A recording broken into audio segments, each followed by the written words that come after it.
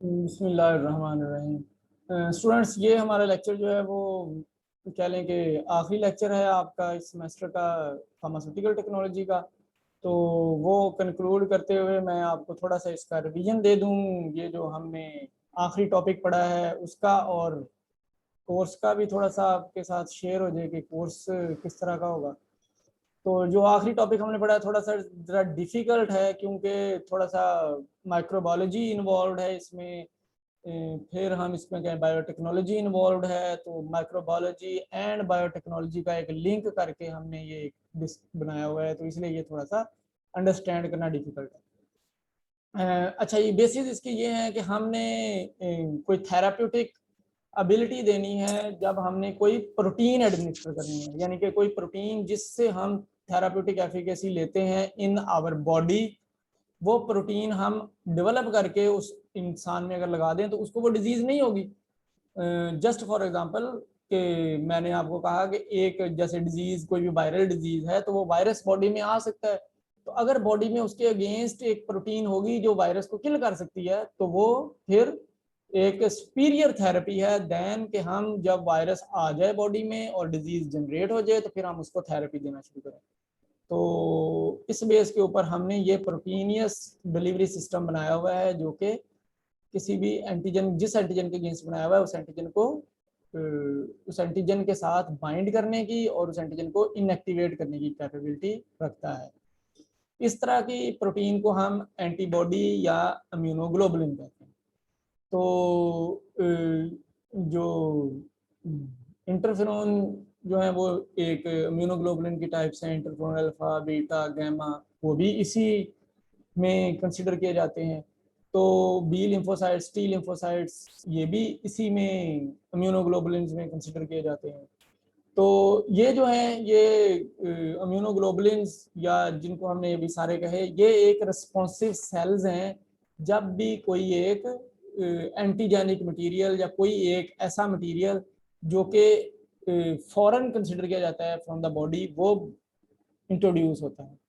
तो ये जो प्रोसेस है जिसमें फिर कोई एंटीजन अगर बॉडी में आई है तो उसके अगेंस्ट इम्यूनोग्लोबुलिन बने हैं, तो ये प्रोसेस इम्यूनाइजेशन कहलाता है। तो एंटीबॉडीज क्योंकि डिफेंस सिस्टम का पार्ट है, तो ये डिटरमिन करती हैं एंटीजन्स को फ्रॉम अ पोजीशन, जिसको हम, जो एंटीजन के ऊपर लगी होती है वो एक सीक्वेंस होती है जिसको इन्होंने आइडेंटिफाई करना होता है, इसको हम एंटीजेनिक डिटर्मिनेंट या एपिटोप कहते हैं। सर सामान नीचे होंगे जी। तो ये जो एपिटोप है वो उसको आइडेंटिफाई करके उसके उसकी बेस पे एंटीबॉडीज बनती हैं। तो ये नॉर्मली पॉलीक्लोनल होती हैं। एक बहुत बड़ा जो वैरायटी का क्लोन बनना शुरू हो जाता है, तो वैरायटी के क्लोन में से हमने अगर कोई सिर्फ एक सेल जो कि स्पेसिफिकली किसी एक एपिटोप को आइडेंटिफाई करता है जो कि उसका पार्ट है, एंटीजन का पार्ट है, उसको आइडेंटिफाई कर सकता है, उसको अगर हम इंडेफिनेटली ग्रो करा लें तो ये मोनोक्लोन होगा। तो मोनोक्लोनल एंटीबॉडीज जो होंगी वो आइडेंटिकल सेल्स की एंटीबॉडीज होंगी।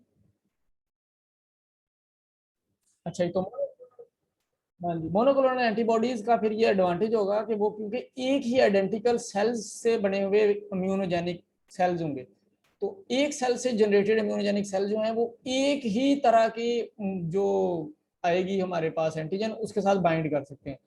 अगर उससे मिलती जुलती आएगी तो उससे नहीं कर सकते, जो कि पॉलीक्लोन का ये होता है कि वो उसके साथ भी बाइंड करना शुरू होते हैं। तो इस तरह जो इम्प्योर कह लें कि आपका रिस्पॉन्स आता है तो वो सफिशिएंट नहीं होता उसको डीएक्टिवेट करने के लिए।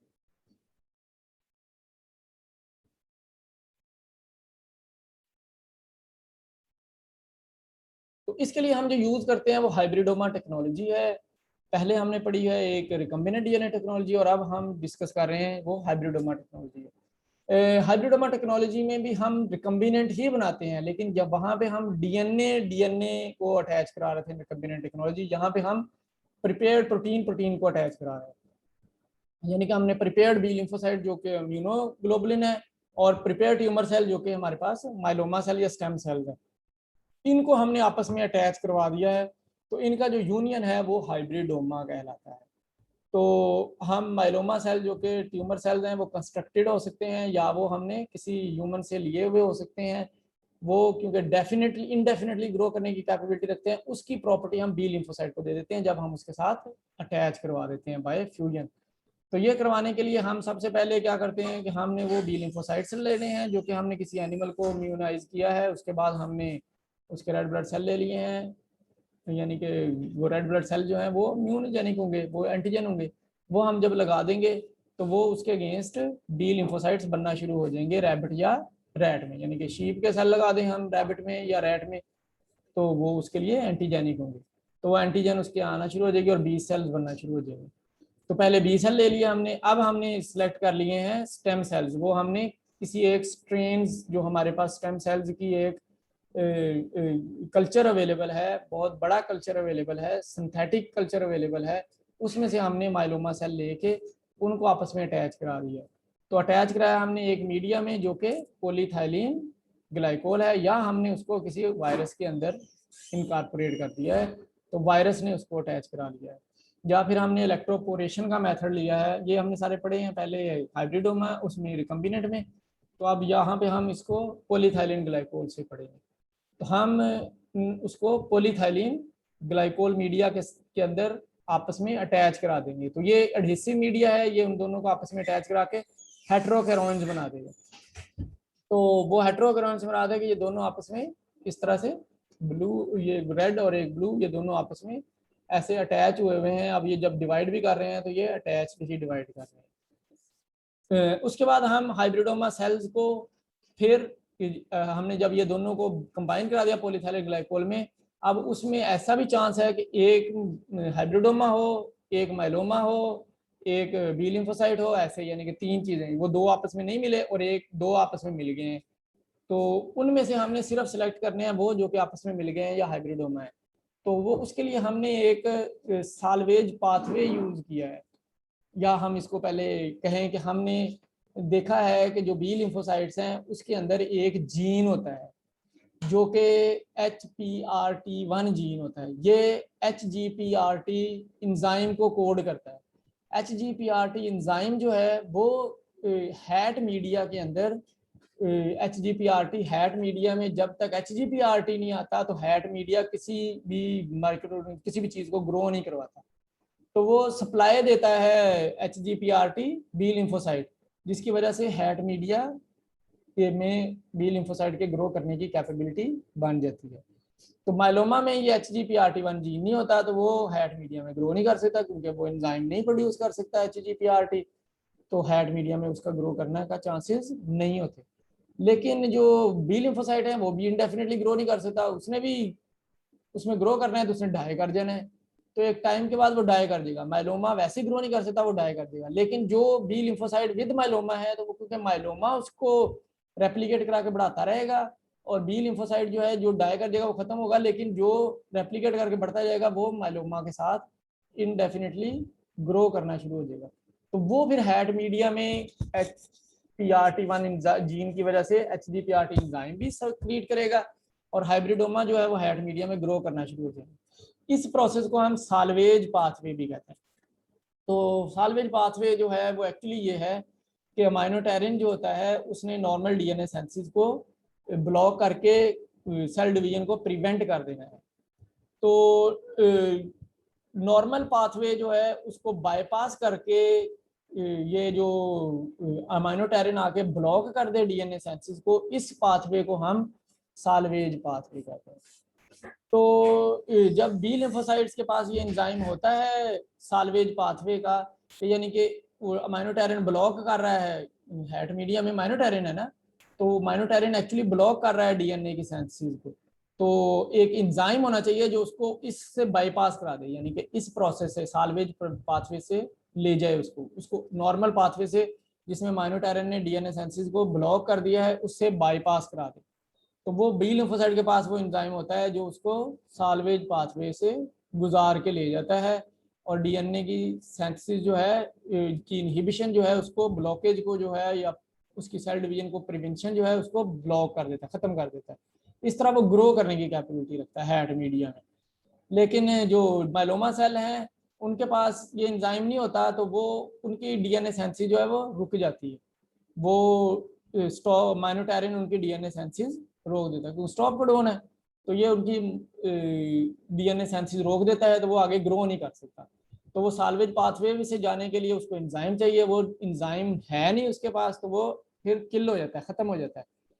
इस तरह से जो हमारा हाइब्रिडोमा होता है उनके पास भी फिर साल्वेज पाथवे का एंजाइम होता है, क्योंकि उनमें बी लिम्फोसाइट होता है, तो वो साल्वेज पाथवे से ग्रो करना शुरू कर देते हैं, गुजर जाते हैं, और वो उनकी सिंथेसिस स्टॉप नहीं होती और वो ग्रो करते रहते हैं। तो ये इस तरह से भी कहा जा सकता है इस टेक्निक को। फिर हमारे पास इसको स्क्रीन करने के लिए एक टेक्निक है जिसको एलाइजा कहते हैं। इसके 3 स्टेप हैं। पहले स्टेप में हमने पॉलीस्टाइरीन मीडिया लेके उसके अंदर एक एंटीबॉडी अटैच करा दी है, उसमें वेल्स किए हुए हैं जो कि 96 वेल प्लेट है पॉलीस्टाइरीन की, उसमें हमने एक एंटीबॉडी ऐड की है जिसको कैप्चर एंटीबॉडी कहा हमने।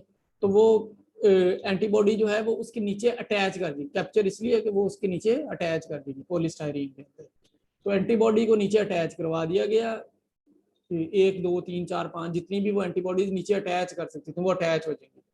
और जो फिर नहीं अटैच कर सकती थी, क्योंकि बॉटम अटैच करना हो रहा होता है उसने, तो बॉटम से अटैच, वो जितना बॉटम अटैच करने की कैपेबिलिटी है उतने बॉटम अटैच होंगे उसके साथ, बाकी वो नहीं, जो अटैच नहीं होंगी वो हम वॉश कर देते हैं, वो खत्म हो जाती हैं।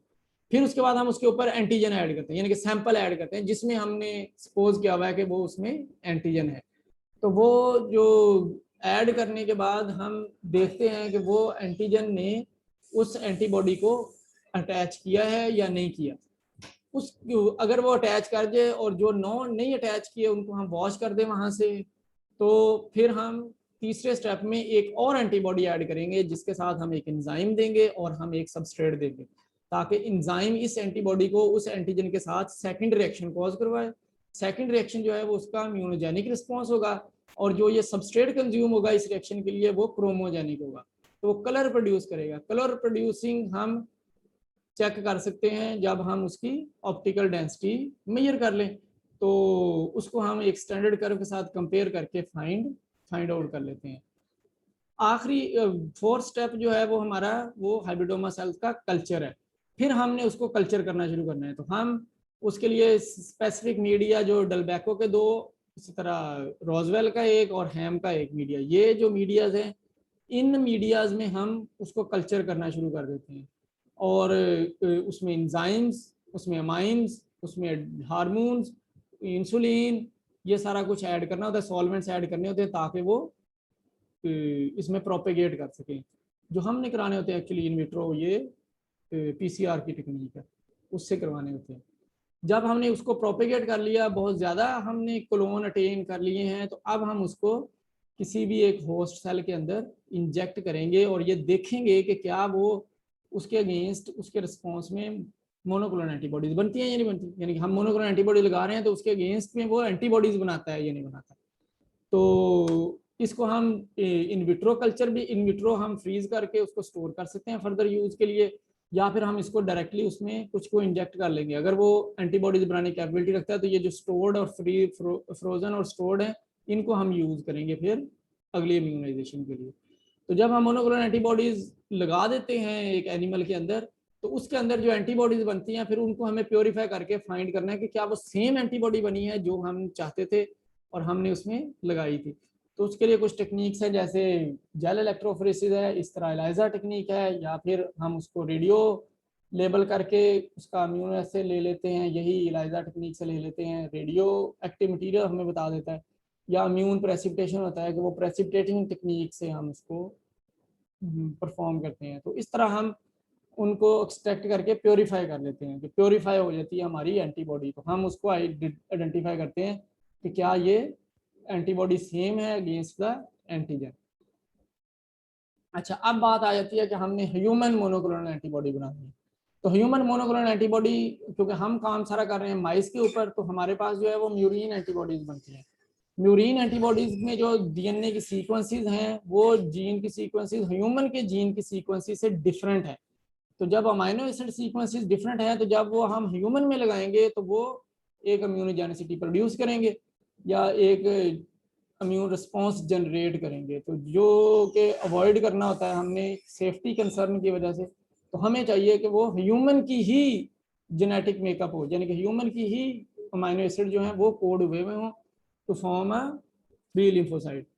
तो लेकिन वो उसके कुछ प्रॉब्लम्स हैं, क्योंकि हाइब्रिडोमास जो है ह्यूमन सेल के अनस्टेबल होते हैं।